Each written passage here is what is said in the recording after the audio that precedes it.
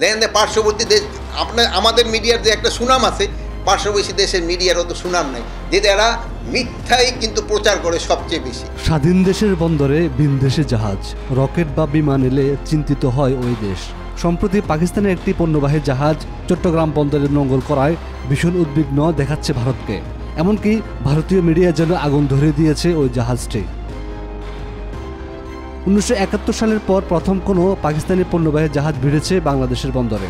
করাচির সঙ্গে চট্টগ্রামের এই সমুদ্র সংযোগকে অনেকেই ঐতিহাসিক বলে অভিহিত করেছেন।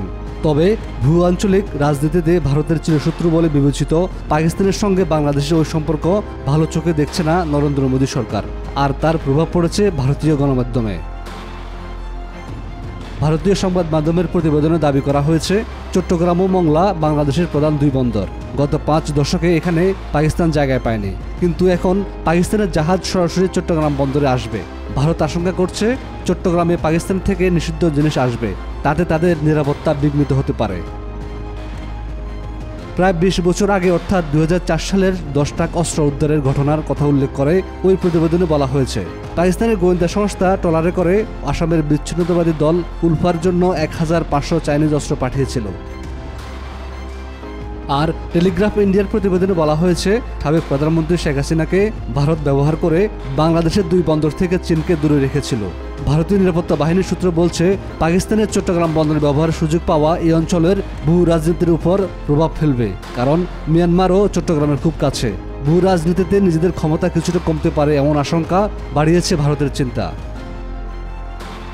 অন্যদিকে ব্রিটিশ সংবাদ মাধ্যম ইন্ডিপেন্ডেন্টের প্রতিবেদনে বলা হয়েছে, বাংলাদেশের বন্দরে পাকিস্তানি কার্গো জাহাজের নোঙর করার বিষয়টি ঐতিহাসিক পরিবর্তনের প্রতীক। এটি পাকিস্তান বাংলাদেশের ঐতিহ্যগত কূটনৈতিক সম্পর্কের উষ্ণতার নতুন দিগন্তের সূচনা করেছে। শেখ হাসিনা সরকার ক্ষমতাচ্যুত হওয়ার পর নতুন অন্তর্বর্তী সরকারের নেতৃত্বে এই উষ্ণতার সূচনা হয়েছে।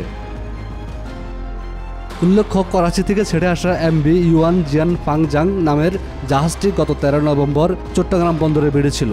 কর্তৃপক্ষ জানিয়েছে, পণ্য খালাস হওয়ার পরদিনই জাহাজটি বন্দর ত্যাগ করে।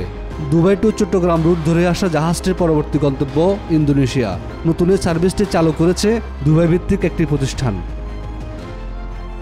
বন্দর কর্তৃপক্ষ জানিয়েছে, জাহাজটি পাকিস্তান ও সংযুক্ত আরব আমিরাত থেকে পণ্য নিয়ে এসেছিল, যার মধ্যে বাংলাদেশের প্রধান পোশাক শিল্পের কাঁচামাল এবং মৌলিক খাদ্য সামগ্রী রয়েছে।